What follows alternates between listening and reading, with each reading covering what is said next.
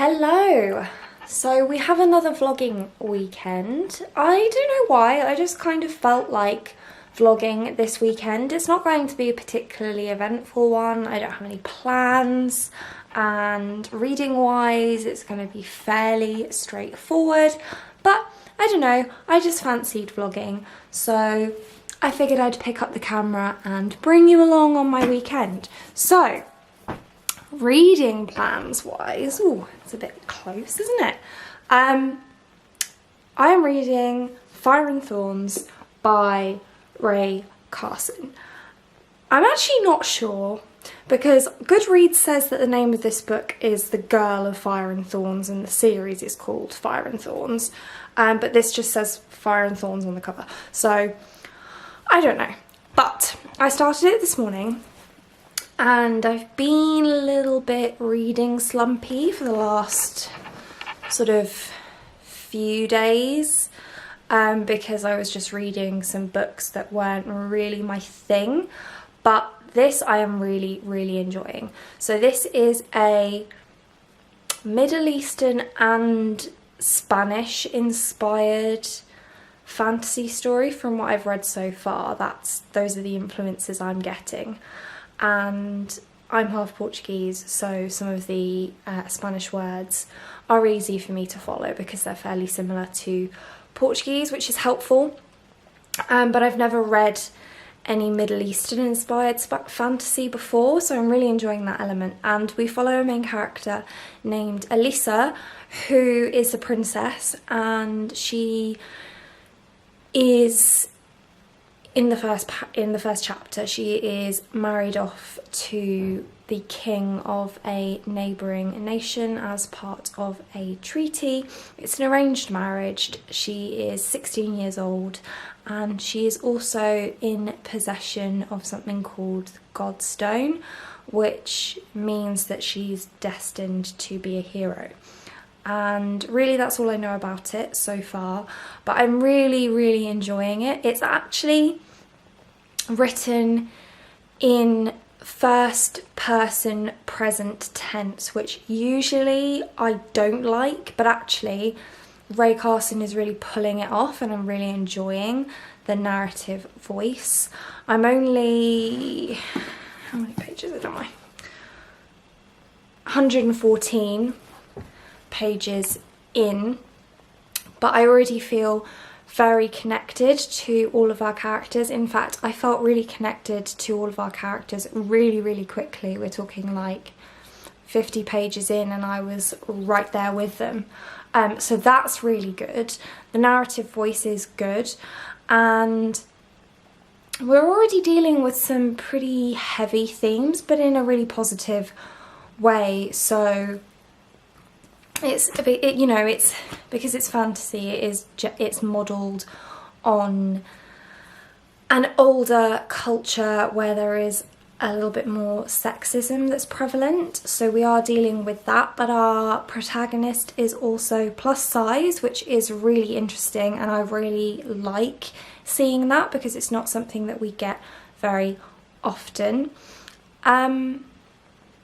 Yeah, I'm really enjoying it so far. So that's my main project for the weekend. It's only 423 pages long, and like I said, I'm already on page 114. So I'm very much hoping that I will be able to finish that. If I'm being optimistic, maybe tomorrow. Because I am flying through it pretty quickly. Like I said, I only just started it this morning.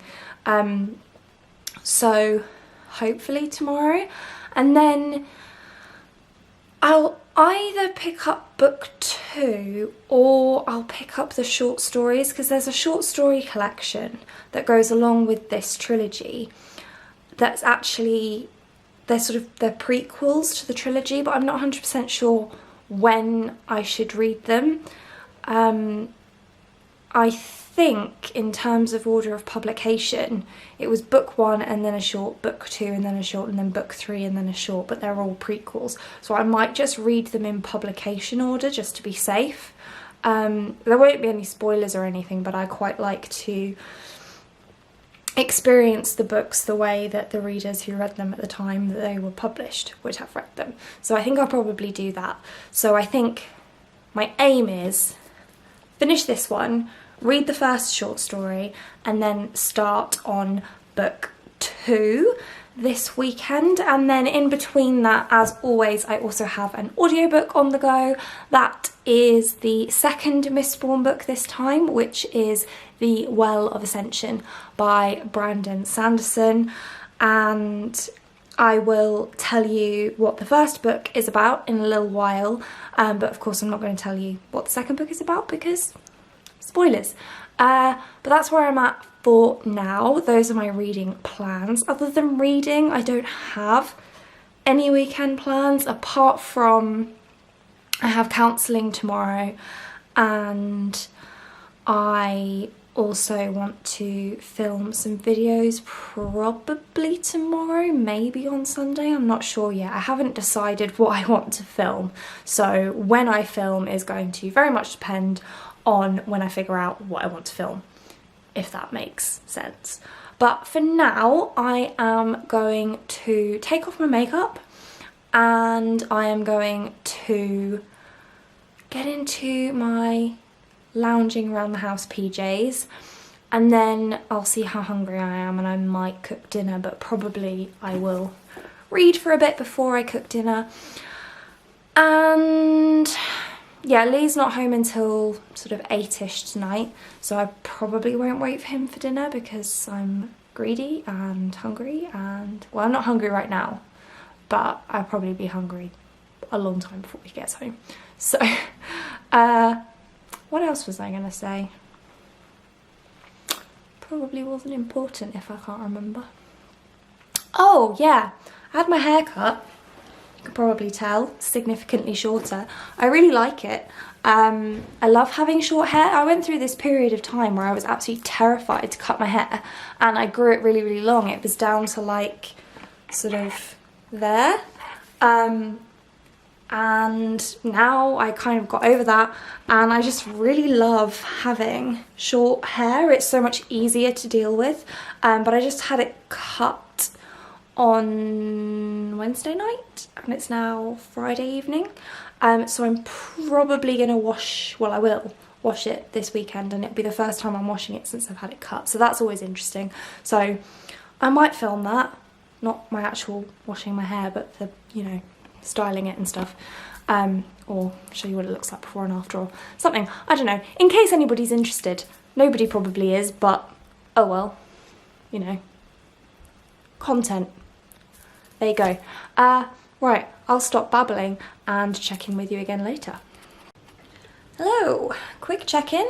I am de-makeuped and in my cozies, and I've had dinner, and I've fed the cats, and I've played with the cats, and I've read a whole lot, and I'm still really enjoying the book. I am now on what page am I on? Ooh, camera angles, 142, so I'm making good progress. I'm still really enjoying it. I can't put my finger on exactly what it is about this book that is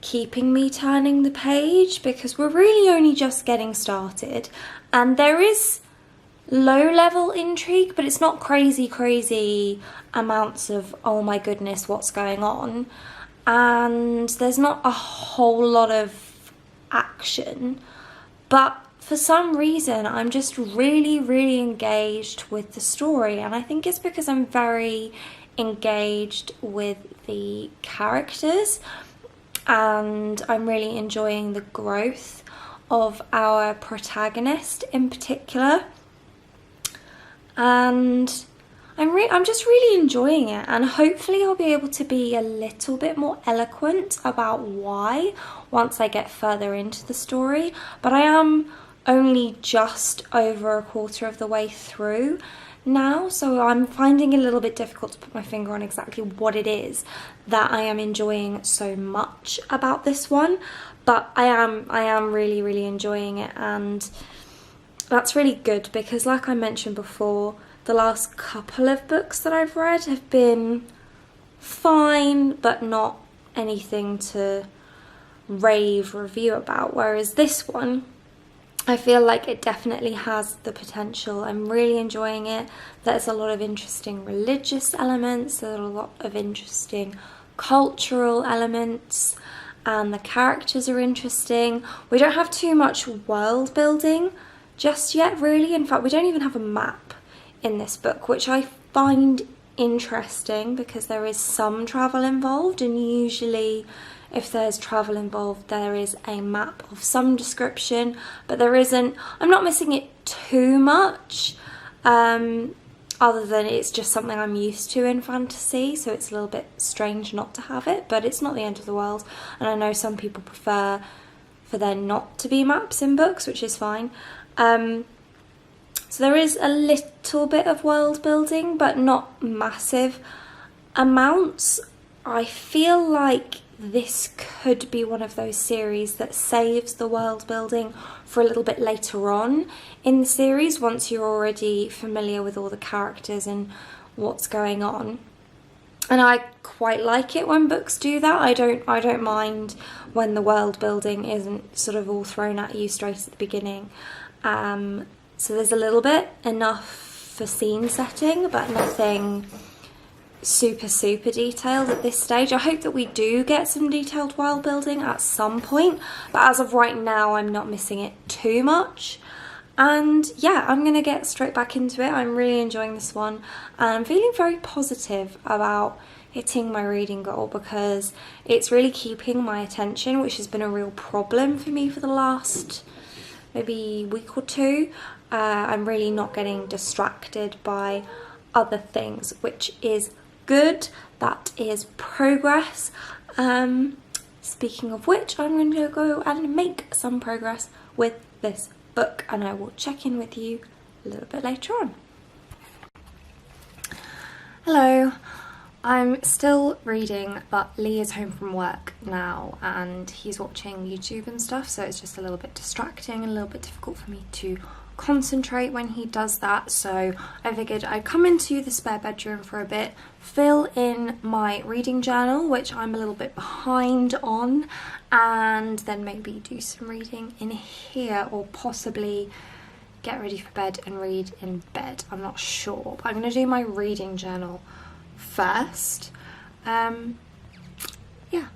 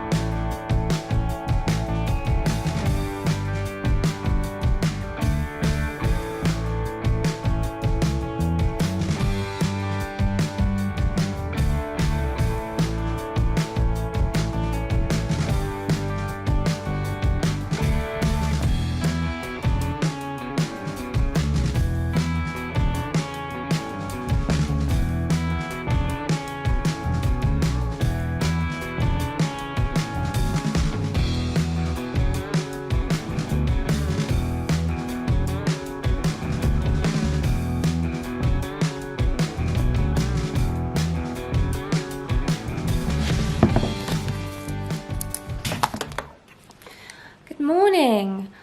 It is, what time is it? It's 25 past 11. I haven't actually read anything today, but I got to page 180 last night, which isn't too bad. That leaves me with around 250 pages left, which, is that right? Yeah, 250 pages left, so that's good. And I've had breakfast. I didn't show you that because my kitchen is a mess, as always.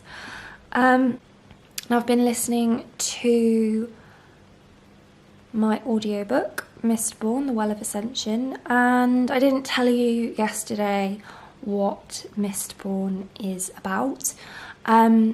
Like I did say yesterday, I'm reading book 2 at the moment, so I'm not going to tell you what that one is about. But book 1 is set in a fantasy world where the bad guy won and has been ruling for 1,000 years.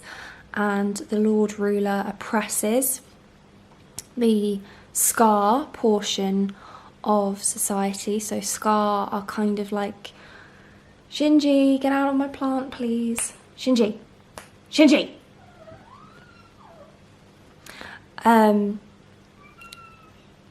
Scar are sort of like what's traditionally referred to in fantasy as serfs. But they're very downtrodden and mistreated. And our sort of band of main characters are Scar thieves, and they come up with a plan to overthrow the Lord Ruler and take the world back and make the world a better place for the Scar. And what's really interesting about this series is the magic system, which is centered around metals. And there are 2 types of magical people in this world. There are Mistings and Mistborn. Mistings have the ability to burn one kind of metal to get an ability, whereas Mistborn can burn all kinds of metals to gain an ability. And it's such a complex magic system, but it really isn't difficult to follow. And I really, really love the series. I read it for the first time last year, and I read books 1 to 3 of the series, and there's also a book 4, 5 and 6. As for the plan right now, like I said, it's about 11:30. I need to leave in just under an hour for my counselling, so I do want to do some reading before I leave, but before I do that, I am going to wash my hair because I don't know how long that is going to take. It shouldn't take very long because, like you can see, I've had it cut pretty short, so it should wash pretty quickly and dry pretty quickly, but it's going to be the first time that I'm doing it since I had it cut, so you never know. But I figured that I would show you the products that I use, because as a curly hair person, I am always on the lookout for new tips and tricks to make my curly hair better. And I mean, there's nothing really revolutionary in what I do, but I figured in case you're interested, I'll show you. And if you're not interested, you can just, if you're watching on a phone, tap the screen to skip ahead, you know, whatever. Let's have a look.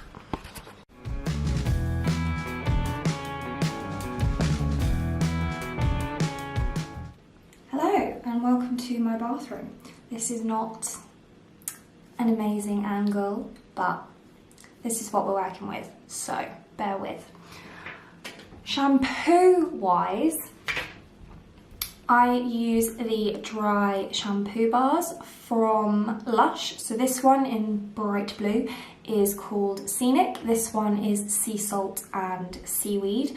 And this one, which is yellow, is called Good Diver, and it is jasmine and cocoa butter.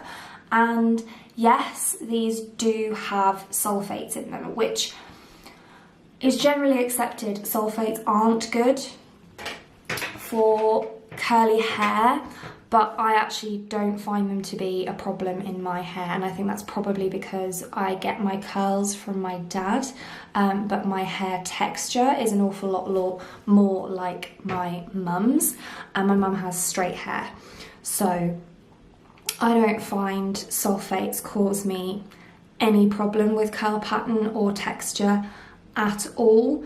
I have very fine hair anyway, so generally sulfates are bad for curls, but for me, I've tried sulfate-free shampoos many times before, and they don't make any real difference. In fact, I find that these from Lush make the biggest difference for my hair. Oh, of course, Shinji chooses now to come and use the litter tray. Bear with. Okay, he's done now. So yeah, like I was saying, I personally don't find sulfates a problem in my hair, but if you have curly hair, maybe give going sulfate-free a go, because for a lot of people that does work really very well. As for conditioner, I need to get a new one of these. This one's quite empty, but I use the Garnier Ultimate Blends Honey Treasure conditioner, and this is silicone free, and especially silicones are bad for hair in general, especially for curly hair, because it puts a coating on the hair which can cause some issues with build-up. But the main reason you can't use silicones on curly hair is because you need sulfates to get silicones out, otherwise they just build up. Now he's not even using the litter tray, he's just digging. Please ignore. So if you're cutting sulfates out, you absolutely have to cut out silicones, because otherwise you will just get incredibly bad buildup in your hair. So yeah, there's that to take into account. Like I said, sulfates are not a problem for me. I use a silicone-free conditioner anyway, just because I do find that that works better for my hair, but I could use one with silicone because I do use sulfate shampoo, but I mean, you know, that's a personal preference thing. In terms of leave-in products, the main one that I would recommend is the Catwalk by Tigi Curls Rock Amplifier, but I also got the Living Proof Perfect Hair Day 5-in-1 styling treatment in my Marks and Spencer's Christmas advent calendar, and I've been really enjoying using this because this adds the definition and hold, but this just leaves my hair a bit softer, and I prefer the soft look as opposed to the crispy look. Shinji, do you mind? What is he like? So yeah, those are the leave-in products that I use. Another leave-in product, trash in the place. Another leave-in product that is quite good is the Boots Curl Cream, and this is like £2, £2.50, something like that, so that's pretty nice and cheap. And I also like using the Curly Whirly shampoo from Lush, which I don't know if you'll be able to see, but it's made with actual coconut pieces. This has sulfate in it as well, but I don't use it all the time, mostly because it's expensive, and that's it. That's really the only reason, but I do quite like that one from time to time. And then I only ever brush my hair when I've got conditioner in it when I'm washing it. That's a really important tip for curly hair, as is using a microfiber towel to dry. Don't ever use a normal terry cloth, is it called, towel, because that just promotes frizz. Now I personally don't mind frizz in my hair, but I think traditional towels just cause a little bit too much frizz, and they can cause a little bit of damage as well. So, and if you don't have a microfiber towel, that's fine. Use an old t-shirt, that works just as well. I used to do that until I invested in some microfiber towels for my hair, mostly because I don't tend to have many t-shirts that I'm not wearing anymore. They usually become pajama t-shirts, if anything.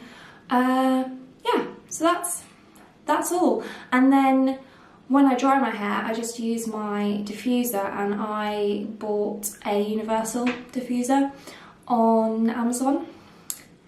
In fact, I will show you what I have. Let me just flip you around. So, whoop.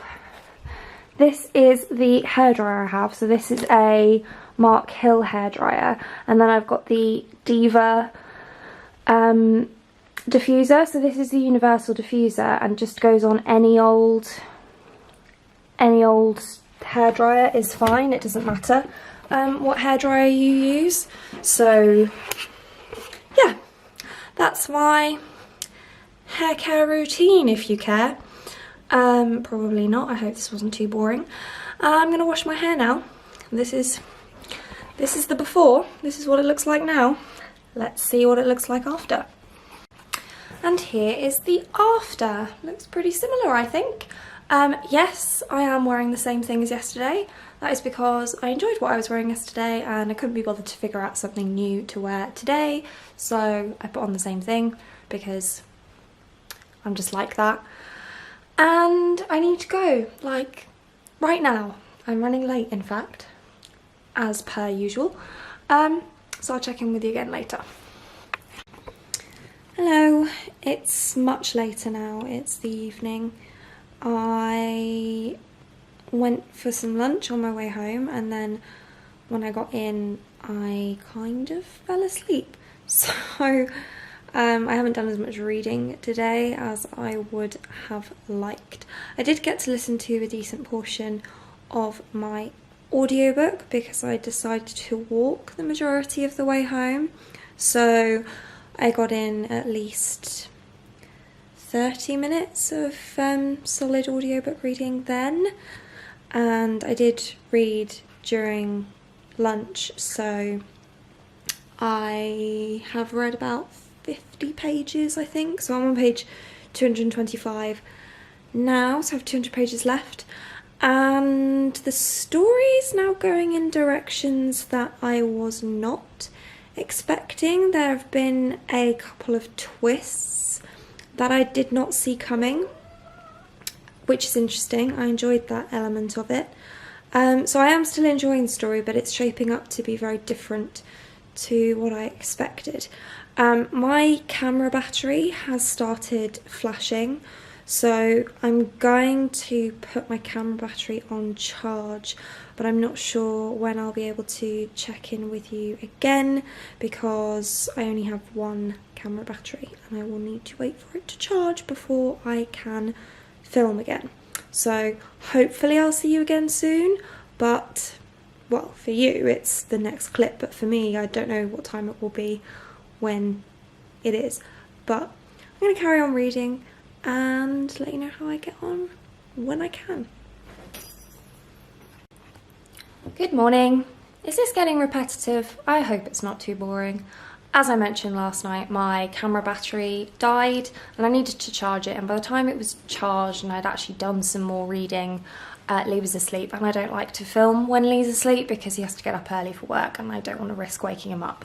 So I didn't film anything more for this vlog last night, as you will have noticed by the fact that it's morning now.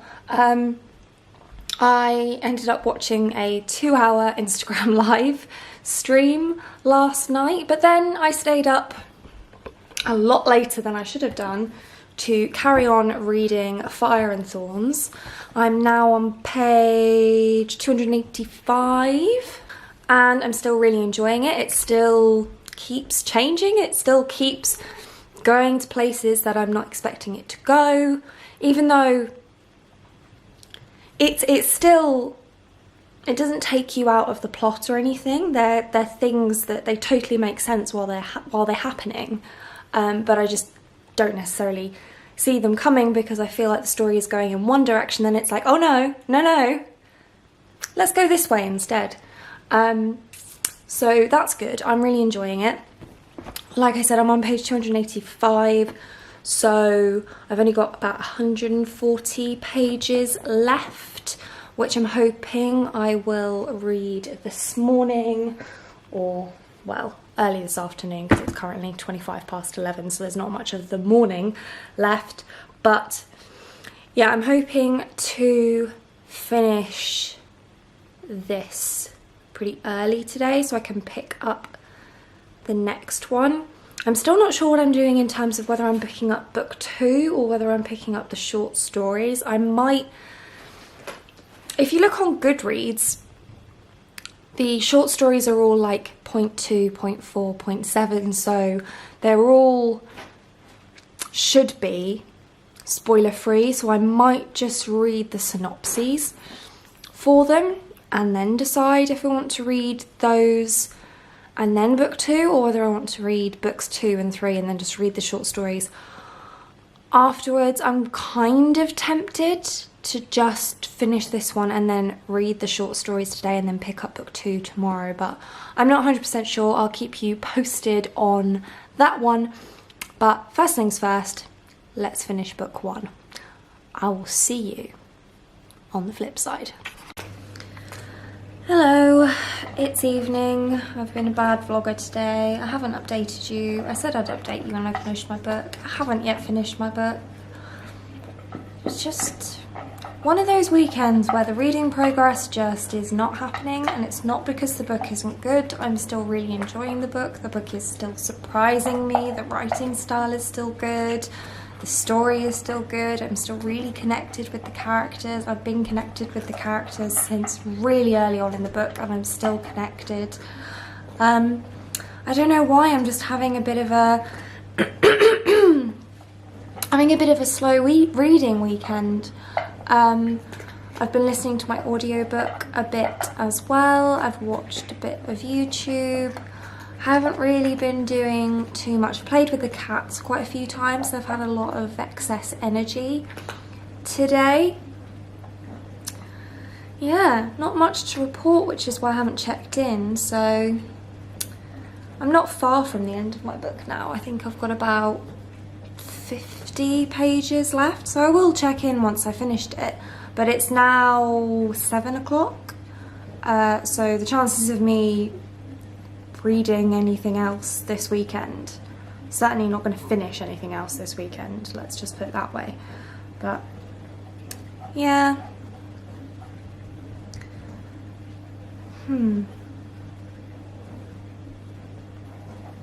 that's it for now. Hello, so I finally finished reading Fire and Thorns by Ray Carson. And well, first off, as I've been saying throughout this vlog, I've really enjoyed this book. So I really don't understand why I have struggled so much to finish it in a timely fashion. I kept getting distracted, even though I was really interested in the story, by nothing in particular. I don't know why. As I said before, this book follows a princess named Alyssa, who is married off to the king of a neighbouring kingdom as an arranged marriage. And it's arranged for political reasons. It's nothing groundbreaking in fiction or fantasy novels, but I found myself really connected with not just our protagonist Alyssa, but some of the side characters as well, very, very quickly, and more quickly than I'm used to, actually. I felt like I really cared about what happened to all of them straight away.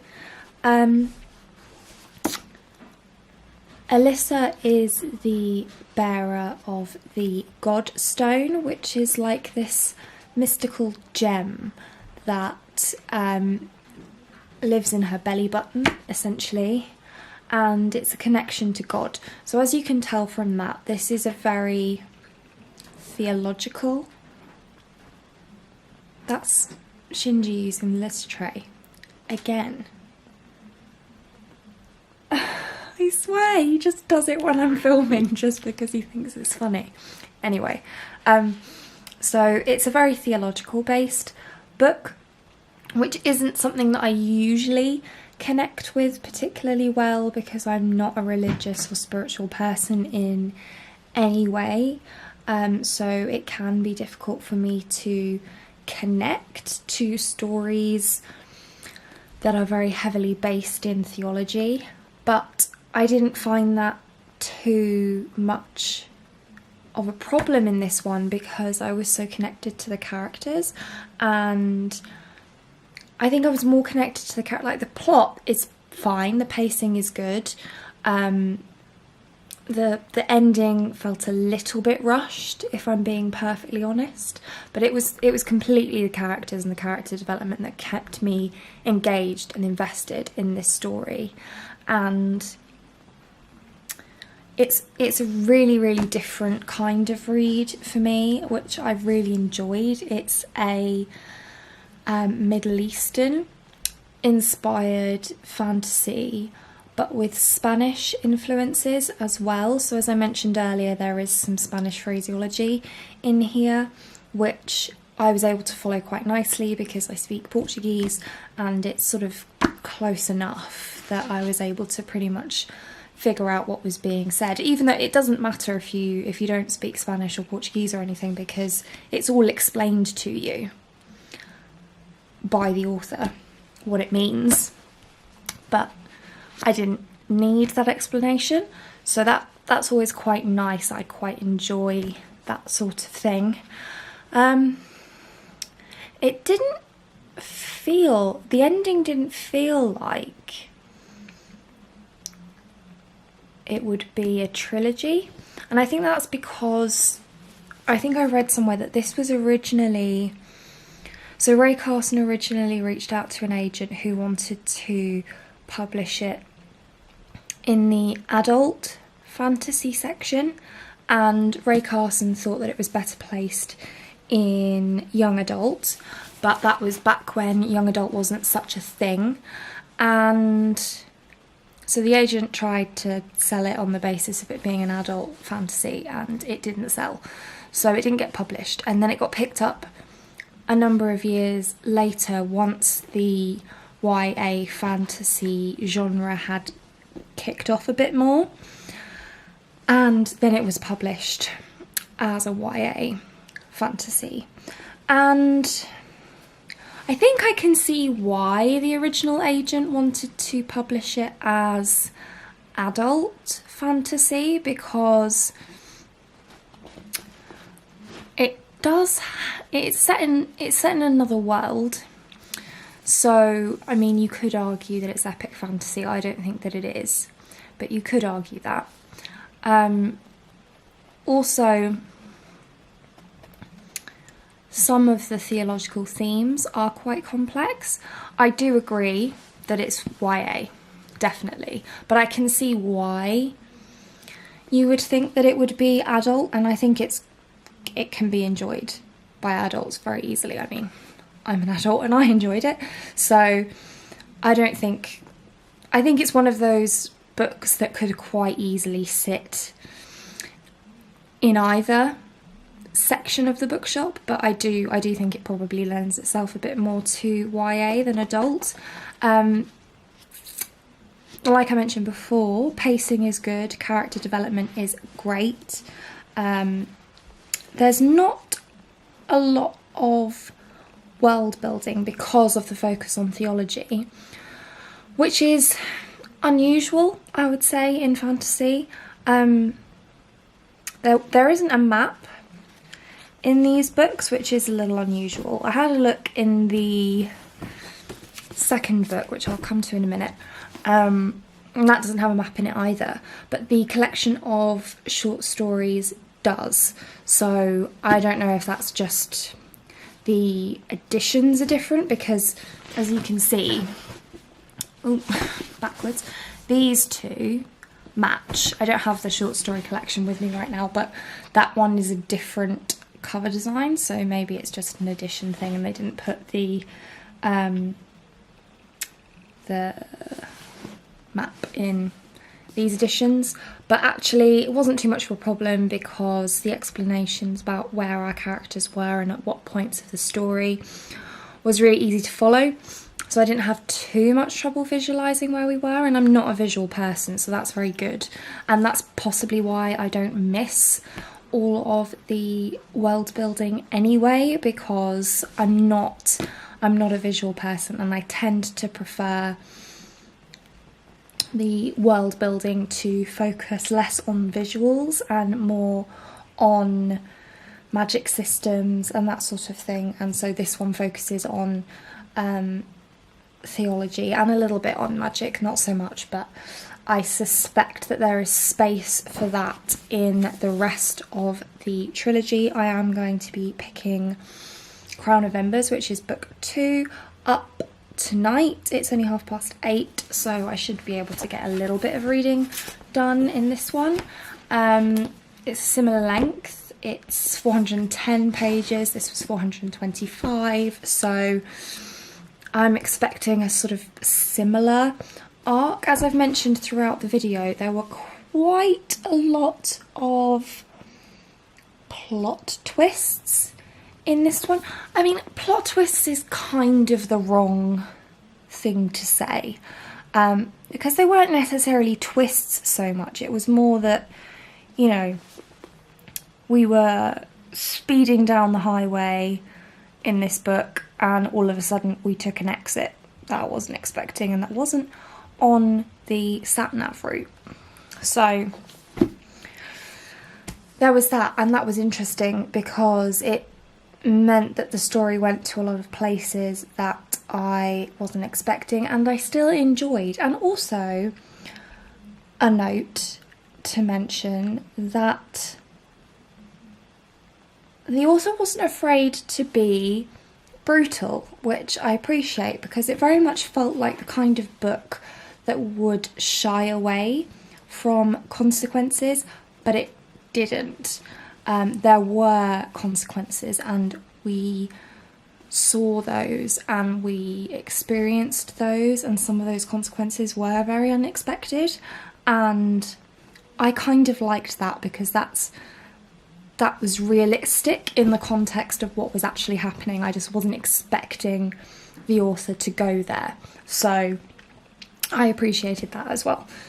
I don't know where we're going to be going in this one because, as I was saying, I think because this was written and then not sold straight away, it was probably written, I think it's a debut novel as well, so it was written sort of so that it could be a trilogy, but also it would stand completely on its own, and it stands more on its own, I think, than lending itself towards a trilogy. So I'm not really sure where we're going to be going with this one, but I tend to prefer to go into sequels blind. I don't generally read synopses for them because I'm already invested with the characters and I'm already familiar with the world and sort of some of the issues that our characters are facing. So I'm usually more inclined to go into these, you know, subsequent novels not knowing anything and just seeing where the story takes me, which I think is probably a good strategy with this one, because this one did not go into any of the places that I was expecting it to. So I might check in with you again about Crown of Embers to see how I'm getting on and if I'm getting on with the writing style in the same way. I don't know, let's have a look in terms of when they were published. So Crown of Embers first published in 2012 and Fire and Thorns first published in 2011, but then let's not forget that she wrote it and then it didn't get picked up, and then later on it got picked up. So I don't know if this one was written later than this one, so I guess we'll see if there's any difference, or I'll see if there's any difference in writing style, and I will let you know if there is.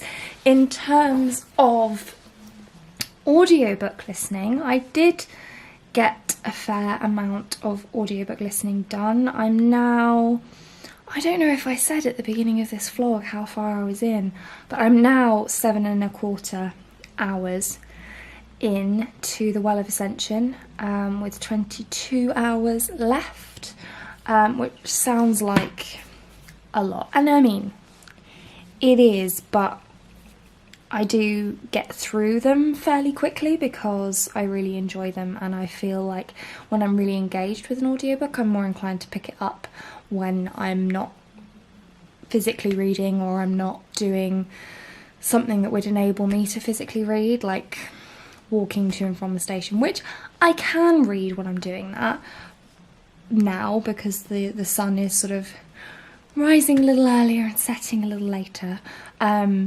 But I kind of like sort of switching it up because I read at home and I read on the train. So if I read in between home and the train, it's a pretty good way to go, on audio I mean.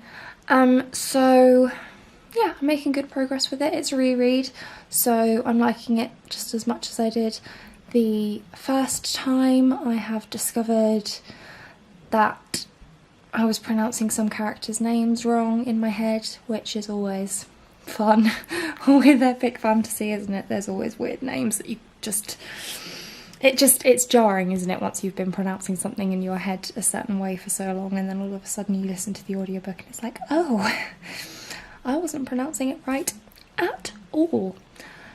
But there we go. Yeah, not much more to say on that one for now.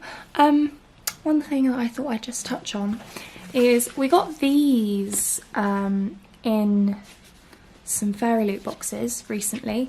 They are tarot cards. They're starting off a tarot deck, sending two tarot cards in each box. So I'm not really into tarot or anything. I don't know anything about it, but they're really nice cards, and I thought I'd use them as bookmarks to get some use out of them because, well, they're really pretty. So I just thought I'd show you them. This is the one I've been using for Fire and Thorns, which is Justice. And I figured I'd switch it up with Crown of Embers. I'm going to go with Empress. It's funny actually because this is completely subconscious, but I've just noticed it. This one, the cover is orangey and the tarot card is orangey, or browny really, but you know what I mean. And Crown of Embers is bluey, and the tarot card, I don't know if it's going to pick up actually, but you just have to take my word for it. It's bluey. So that was completely subconscious. I didn't even notice that until just this minute, but I thought I'd throw that in there. Yeah, so I'm going to pick up Crown of Embers now. I've got probably about an hour until I have to get ready for bed and see how I get on. Hello, so this is a quick check-in at the end of this vlog to let you know my thoughts about the Crown of Embers. I did manage to read about 30 pages of this before bed last night, and today I have read up to page 129. So I've read a reasonable amount of this book and I am really enjoying it. This one is potentially going in more of a direction so far that I was expecting. It's not as surprising as book one was, but having said that, I'm not going to be lulled into a false sense of security with this one, because that's kind of what I thought with the first book, and then all of a sudden the whole thing, the whole dynamic just completely changed. Or not really the dynamic, but the direction. So anyway, the long and the short of it is that I am getting into this book and I am enjoying it just as much as book one. I'm still enjoying the characters, I'm still very invested. There isn't as much theology so far in this one, but I can see that that will develop as the story goes on.